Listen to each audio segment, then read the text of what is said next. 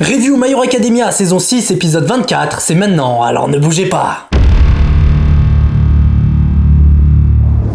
Salut à tous, j'espère que vous allez bien, je suis Rodway Senpai et depuis quelques temps je suis votre guide analyse sur pas mal d'animés et mangas et aujourd'hui on va parler du plein d'émotions épisode 24 saison 6 de My Hero Academia. Avant de commencer, n'hésitez pas à liker cette vidéo si elle vous plaît et à vous abonner si c'est pas déjà fait, je compte sur vous, on est parti. Le début d'épisode nous fait revenir quelques temps avant lorsque les camarades d'Izuku tentaient de convaincre Endeavor et leur proviseur de faire revenir Deku. À ce moment-là, le proviseur de Yue a évoqué le nouveau dispositif de sécurité du lycée qu'il a appelé la barrière de Yue. Tenya, pour rebondir sur ce que disait le proviseur, lui dit que pour convaincre Deku de revenir, il faudra des preuves que son retour est sans risque. D'ailleurs, s'il n'avait eu aucune preuve à lui apporter concernant le fait qu'il n'y a aucun risque pour les réfugiés et ses amis d'être de retour, il comptait proposer à leur proviseur de tous ensemble suivre Izuku dans sa mission. Pour rassurer tout le monde, le proviseur leur rappelle qu'il a parfaitement conscience qu'Izuku est l'arme la plus puissante dont dispose le camp des héros. Et de ce fait, ce serait trop risqué de l'accueillir sans une véritable garantie sur leur sécurité. Il ajoute que Yue possède les défenses les plus avancées du Japon, une défense qui fait d'ailleurs jeu égal avec celle du Tartare. Évidemment, tout le monde a assisté à la destruction de cette prison réputée imprenable, et c'est donc pourquoi, durant la maintenance de la barrière, le proviseur, doté, je vous le rappelle,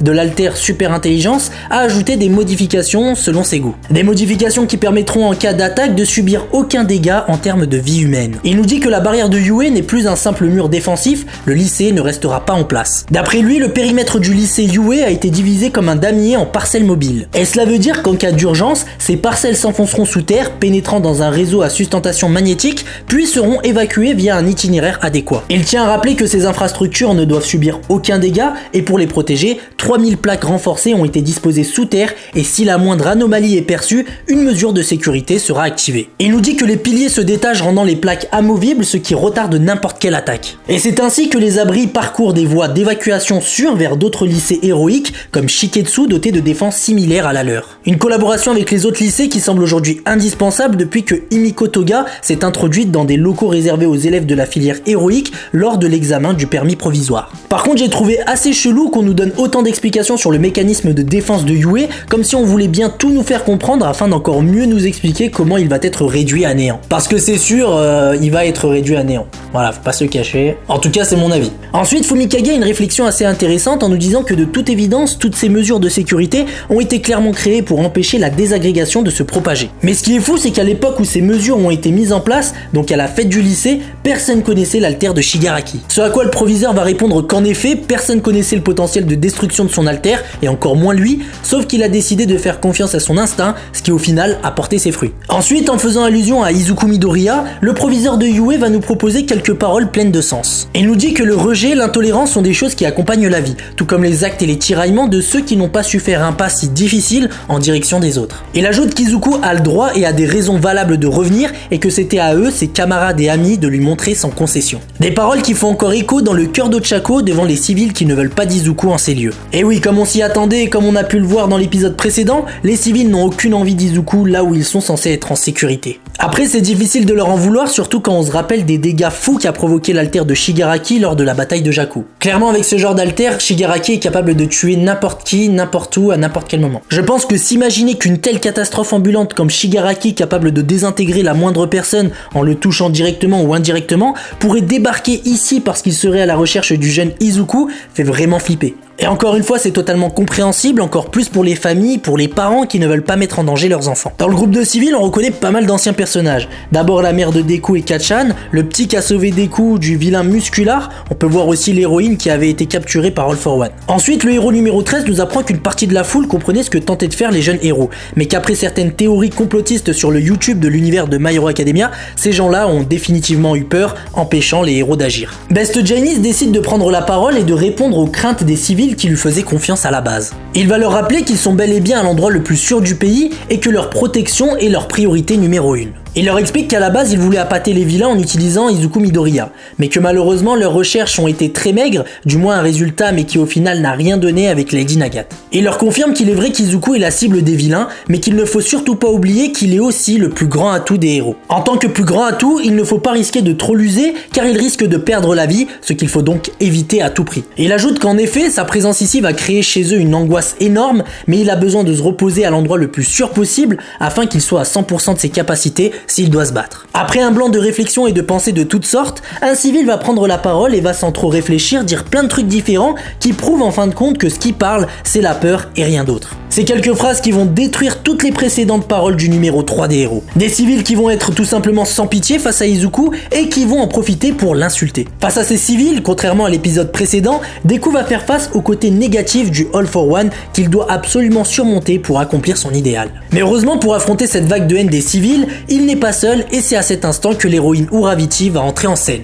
Elle décide de monter sur un toit et va devant ses parents s'adresser à une foule submergée par l'angoisse et à deux doigts d'exploser. Elle évoque d'abord le fait que son ami Izuku Midoriya possède un pouvoir extraordinaire. Tout au long de son discours, elle va bien faire attention de répondre à tous ceux qui sont réticents et va peu à peu parvenir à les convaincre. Elle va clairement parler avec le cœur durant ce discours et va rien cacher à la population. Elle leur confirme par exemple que le pouvoir que détient Izuku est fait pour terrasser All for One, que c'est pour ça que sa vie est menacée et que c'est pour ça qu'il est parti. Elle informe les civils qu'il a quitté le lycée malgré les risques encourus parce qu'il place la survie de la population au-dessus de sa propre vie. Elle leur rappelle qu'il a effectivement un pouvoir extraordinaire, mais ça reste une personne comme tout le monde. Une phrase qui va littéralement faire mouche auprès des civils qui commencent à comprendre ce qu'ils sont en train de faire subir à ce jeune garçon. Pendant ce silence, on nous centre sur les pensées du proviseur de Yue, il répète ses phrases précédentes qui ont encore plus de sens à cet instant. Il nous dit que ce petit pas vers les autres est des plus difficiles, mais une fois ce pas franchi, ils assisteront à la naissance d'un héros si grand qu'il surpassera All Might. Et oui, comme je disais dans mes précédentes vidéos, si Izuku arrive à faire en sorte que la population soit derrière lui pour former le véritable pouvoir qu'il a caché en lui, qui est pour moi le One for All and All for One, il sera de toute évidence le plus grand héros que le monde ait connu, plus grand encore qu'All Might. Car oui, ici on parle d'un héros capable de maîtriser les 7 pouvoirs du One for All, plus le soutien de ses camarades, amis et la population. Il sera donc le nouveau symbole de la paix dont la puissance dépassera celle d'All Might, avec derrière lui la population. Pendant son intervention, Ochako fait face à ses propres flashbacks. Depuis toute petite, elle a toujours aimé voir des sourires. De toujours voir le visage fatigué de ses parents lui faisait très mal, et la première fois qu'elle a vu un héros agir, elle a observé la réaction des gens autour et la joie sur leur visage l'avait subjuguée. Petit à petit, les civils commencent à regarder Izuku comme ce qu'il est vraiment et pas l'incarnation de leur peur. De plus, certains civils qu'il a sauvés lorsqu'il était dehors commencent tout doucement à prendre sa défense et quand quelqu'un tente de faire changer l'état d'esprit qui commence à s'installer dans la tête des civils, Ochako rétorque aussi vite. Ce qui est très malin parce qu'elle laisse pas le temps à ses arguments de faire effet dans la tête des civils. En voyant Ochako se démener, Tenya va faire se rendre compte à Deku que en ce moment, Uraraka se bat pour que tout le monde, lui compris, retrouve le sourire. D'ailleurs, je sais pas si vous avez remarqué, mais à partir de cet instant, à chaque fois qu'on voyait Ochako parce qu'Izuku la regardait, elle était beaucoup plus belle que quand on nous l'a montré comme ça au pif ou quand on nous l'a montré sous le regard d'un autre personnage pour nous faire comprendre en fait, comme pour Eren et Mikasa dans Shingeki no Kyojin, qu'il aime cette fille. Bref, après cette phrase de Tenya, Izuku ne peut plus retenir ses larmes tandis qu'Ochako continue à faire ce qu'elle peut. Pendant qu'elle parle, elle repense à cette question qu'elle se pose depuis un petit moment. Donc cette fameuse question qui est « Quand un héros souffre, qui vient le sauver ?» Et c'est donc pendant son discours qu'elle a trouvé la réponse à sa question, la seule chose qui les protège, ce sont ceux qui croient en eux. C'est pour ça qu'elle demande ou plutôt supplie à tous, pour un avenir où tout le monde sourit, d'aider ce jeune garçon, de l'accueillir, de le laisser se reposer à leur côté, de le laisser reprendre des forces devant les pleurs de la mère d'Izuku, et Izuku lui-même qui voit son ami se démener pour lui. Elle continue en évoquant des pensées enfouies en elle qu'elle va divulguer et faire comprendre à tous ici présents et pas seulement les civils, qu'Izuku essaie de se montrer à la hauteur de son immense pouvoir, mais il n'est qu'un lycéen à qui il reste un tas de choses à apprendre. En effet, le fardeau de ce jeune garçon est bien trop grand car n'oublions pas qu'il porte en lui tous les espoirs d'un pays et de plusieurs générations de détenteurs du pouvoir qu'il a en lui. Ils sont à Yue, alors laissez-le être là où il doit être, dans son académie des héros, voilà quelle sera la dernière phrase de Ochako. Laissant place aux réactions des différents civils dont la vie a été sauvée par ce jeune héros, devant les yeux du proviseur qui attend que les autres franchises ce pas si difficile à effectuer, mais tellement capital pour l'avenir heureux dont ils rêvent tous. Un tout petit pas capable de rapprocher des gens éloignés, comme celui que va faire ce petit garçon qu'Izuku avait sauvé lors de l'attaque du stage. Tout ce qui se passe à cet instant sont les débuts de l'histoire racontant comment le jeune Izuku Midoriya est devenu le plus grand de tous les héros. Cela nous raconte aussi comment ils sont tous devenus les plus grands des héros. Lui, ses amis et aussi tous les civils qui lui ont tendu la main, c'est aujourd'hui la naissance du 1 pour tous et tous pour un. Mineta, sur le point de rejoindre Midoriya, est stoppé par Ida qui a compris que ce n'est pas à eux d'agir, mais plutôt à ceux qui le craignaient jusque-là. C'est d'ailleurs le petit garçon et la fille qu'il avait sauvé il y a peu qui sont venus lui donner de la force, ce qui va faire réagir quelqu'un qu'on n'a pas vu depuis le tout début de My Hero Academia, je crois même qu'il est présent dans le premier épisode. Une personne qui se faisait passer pour un simple citoyen et qui va aujourd'hui montrer toutes ses qualités d'orateur et de capacité de compréhension de situation. Ce personnage, dont on a aussi eu l'occasion de voir dans l'ending, va nous dire qu'il comprenait pas jusqu'à voir ce petit, qu'il n'est qu'un spectateur d'une pièce dont les héros sont les acteurs. Il nous dit qu'avant, un type hors du commun du nom de All Might symbolisait l'héroïsme, c'était un modèle, un homme aimé de tous, mais qu'au bout d'un moment, tout le monde avait oublié l'idéal qu'il incarnait. Il dit qu'aujourd'hui la scène est en ruine à force d'échecs, adieu l'argent et la gloire, plein de héros ont raccroché. Et il va ensuite poser la question à tous les civils pourquoi plein de héros se battent encore dans ce tel chaos. Il va répondre à sa propre question en disant que s'ils rejettent ceux qui se donnent pour eux, qu'est-ce qu'il leur restera? Comment pourront-ils retrouver le sourire? Même si c'est dur, ils doivent garder leur sang-froid et ne pas rester de simples spectateurs de leur vie. Ce discours plein de vérité et lourd de sens va éveiller de nombreux esprits qui étaient encore jusque-là très fermés à la réflexion. Un homme va tout à coup parler de cette fameuse légende urbaine, celle d'un homme bien amoché qui maîtrise plein d'altères. Cet homme qui nous conte cette légende urbaine va demander à Izuku « Si on te laisse te reposer ici, retrouverons-nous notre ancienne vie ?» Ce à quoi Deku répond sans la moindre hésitation que oui,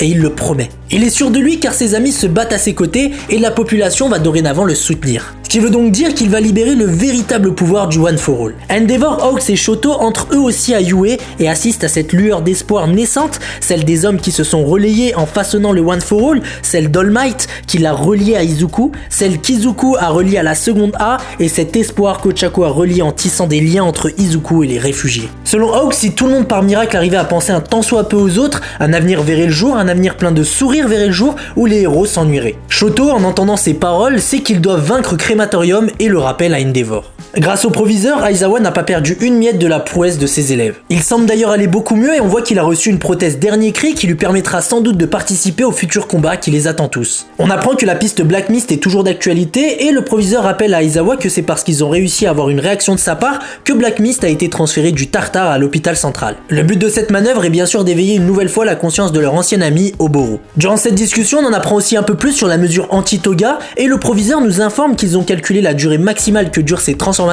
et que si quelqu'un veut entrer à Yue, il doit s'isoler autant de temps avant. À la fin de l'épisode, All Might s'en va disant qu'il va essayer de convaincre quelques réfractaires de s'abriter, ce qui est d'ailleurs super chelou, mais le problème c'est qu'il est repéré par quelqu'un qui va pas du tout rigoler avec lui et c'est très clairement Stain, qui n'a pas du tout d'ailleurs l'air de s'intéresser à Izuku. Je dis ça parce que la première fois qu'on nous le montre en dehors du Tartare, il semble en fait surveiller All Might et là on nous le montre une nouvelle fois en train de surveiller l'ancien symbole de la paix. D'ailleurs je vous rappelle que le seul héros que Stain respectait était All Might et il est donc clair que même s'ils ne se sont pas rencontrés, il y a un lien particulier entre eux qui s'est installé qui peut peut-être aussi expliquer pourquoi Stain cherche à la voir à l'œil. Bon, on a eu le droit à un épisode rempli d'émotions encore une fois, surtout lors du discours d'Ochaco, vous l'avez sans doute remarqué, qui a dû d'ailleurs clairement parler avec son cœur pour convaincre tout le monde. Le fait aussi qu'Ochaco trouve la réponse à la question qu'elle se pose depuis un petit moment pendant qu'elle fait son discours est aussi très beau et rempli d'émotions, et prouve encore plus à quel point l'œuvre qu'est My Hero Academia est magnifique. Ensuite, j'ai beaucoup aimé le discours du civil présent dans l'un des tout premiers épisodes de My Hero Academia, si ce n'est le premier, qui va vraiment utiliser les bons mots